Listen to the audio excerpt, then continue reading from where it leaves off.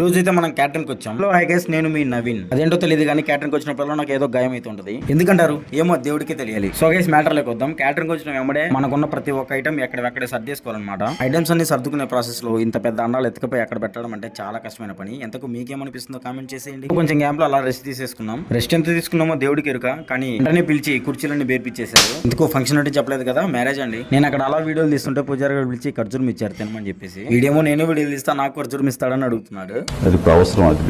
తర్వాత guys work start అయినప్పుడు ఖచ్చితంగా టీ షర్ట్లు అయితే వేసుకోవాలి. కానీ ఆ స్మెల్ బట్ అవి వేసుకోవాలంటే విపరీతమైన కంపు వస్తున్నాయి అని చెప్పినా కానీ వదలరు. ఖచ్చితంగా వేసుకోవాల్సింది.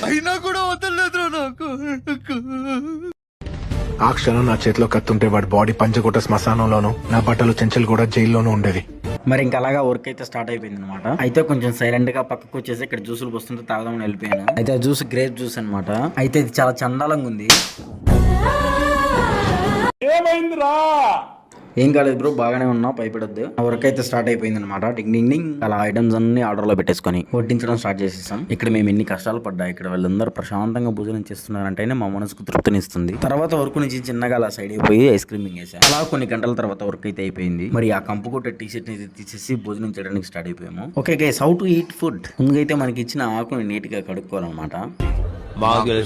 ఇంకైతే ఐటమ్స్ రావడం మొదలు పెట్టేసాయి. ఇంక ఇచ్చి కూడా జున్ను అయితే పెద్దగా ఇష్టం లేదు అనమాట. అందుకే దాన్ని పక్కన పెట్టేసాము. ఎంతైనా తెన్నలేడు ఫుడ్ పద్ధతి నాకు బాగా ఇష్టం అండి. ఎందుకంటారేమో ఇక్కడ స్టార్టింగ్ నుంచి ఎండింగ్ వరకు నాన్ స్టాప్ గా ఫుడ్ వస్తూనే ఉంటది. స్వీట్స్ అండ్ హాట్స్ నుంచి మొదలేసుకొని కార్డ్ వరకు నాన్ స్టాప్ గా పెడుతూనే ఉంటారు. అక్కడ ఉన్న ఐటమ్స్ అన్ని మంచిగా లాగించేసి ఆకు మడ తీసి చివరిలో ఐస్ క్రీమ్ ఇచ్చి పడేసా. తర్వాత ఎక్కడున్న వస్తువు అక్కడ పెట్టేసి వెళ్ళిపోవడమే గైస్. ఇదంతా చేశాక మాకెంత ఇస్తారో తెలుసా? 400. సో అది గైస్ ఈనాటి ముఖ్యాంశాలు. సబ్స్క్రైబ్ చేసుకోవడం మర్చిపోద్దు. And also like and comment. Bye.